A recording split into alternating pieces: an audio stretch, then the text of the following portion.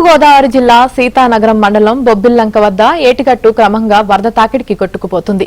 గత 8 రోజులుగా గోదావరి వరదల కారణంగా ములకలంక ప్రజలు నదిపాయపై నాటు పడవలపైనే ప్రయాణం సాగిస్తున్నారు. గోదావరి వరద ప్రవాహం ఎక్కువగా ఉండటం, ఏటిగట్టు మట్టి ఆ ప్రవాహంలో కొట్టుకుపోతుండటంతో గండిపడే అవకాశముందని స్థానికులు ఆందోళన వ్యక్తం చేస్తున్నారు.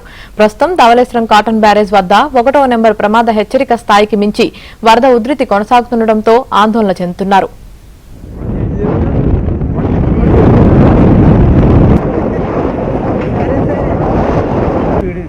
చెప్పాలంటే అదేమనలేదు.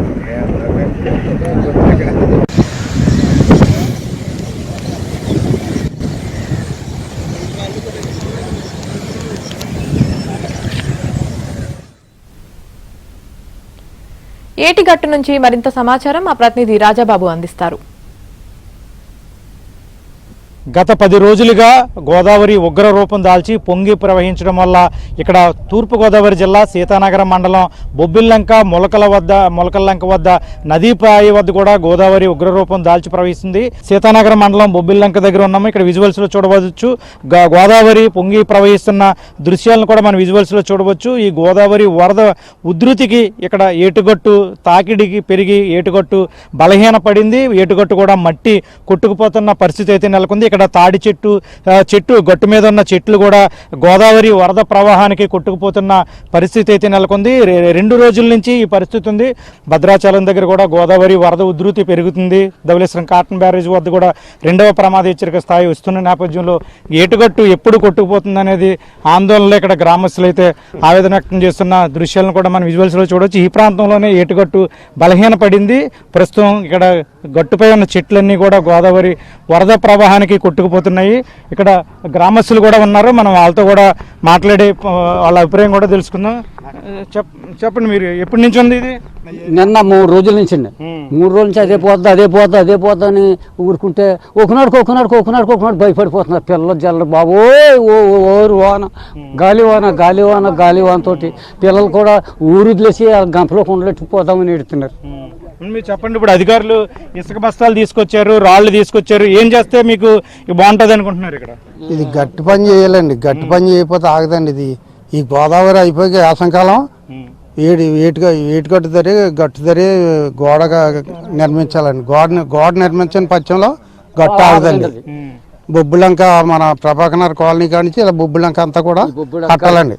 జాలముడి కానించి బాగా దగ్గరికి వచ్చేసిందండి. ఏటుగట్టు ఇరిగిపోద్దండి. ఇంకా ఎంత దూరం ఉన్నది, ఎంత దూరం బలహీన పడింది? ఇక్కడ ఎంత దూరం అండి? ఇంకా 4 అడుగులు ఉందండి. ఇక్కడ గట్టు ఈ 4 అడుగులు ఇరిగిపోతే గట్టు ఇరిగిపోద్దండి. అది 2 మీటర్లు. చెప్పండి మీరు. 2 మీటర్లు ఉందండి గొట్టుకి. ఆ 2 మీటర్లు కూడా ఇరిగిపోతే గొట్టు లోపల నుంచి వాటర్ వచ్చేస్తుందండి. వాటర్ వచ్చేస్తే మరి ప్రమాదమే కదండి. అప్పుడు మేము ఎక్కడికి వెళ్ళాలో ఏం చేయాలో మాకు తెలదండి. ఆ తెల్ల దాని మీద ఇప్పుడు అధికారులు గట్టి పని చేస్తేనే కానీ మాకు మాపల్ని నిద్ర అడతలేదు. మొత్తం అడుగునే ఇసుక పొర ఉంటుందండి. దీనికి ఇసుక పొరకడికి లెవెల్లో వెళ్తుందండి గోదావరి. ఆ ఇసుక పొర కొట్టుకుందంటే పైన బెల్లి ఇరిగిపోయి పడిపోతున్నాయండి. ఇప్పుడు అది చాలా గట్టిపోయి ఇప్పుడు మళ్ళీ యాసంకాలం కూడా వెళ్ళమని ఇప్పుడు ఈ విరగొట్టెక్కుతాండి మేము. మరి గట్టి ఎవరైనా అధికారులను గట్టిగా తీసుకొచ్చి ఈ షట్రు గిట్రు రాళ్ళు గీళ్ళు అయితే కానీ వరకు కూడా మనం ఇక్కడ బొబ్బిలంక సంబంధించి గ్రామస్తులతో కూడా మాట్లాడాం.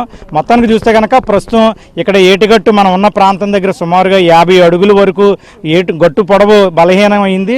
అయితే ఇక్కడ గ్రామస్తులు మాత్రం ఇక్కడ రిటైనింగ్ వాల్ కట్టాలి, గోదావరి వరద నుంచి గ్రామాన్ని కాపాడాలంటే గట్టిగా గోడ కట్టాలి. గోడ కడితే గోదావరి వరదలు వచ్చినప్పుడు ఏటిగట్టు బలహీనం అవ్వదు, తమ గ్రామానికి ఇబ్బంది ఉండదనేది గ్రామస్తులు చెప్తున్నారు. ప్రస్తుతం అయితే కనుక ధవళేశ్వరం కాటన్ బ్యారేజ్ వద్ద 2వ ప్రమాద హెచ్చరిక కొనసాగుతుంది.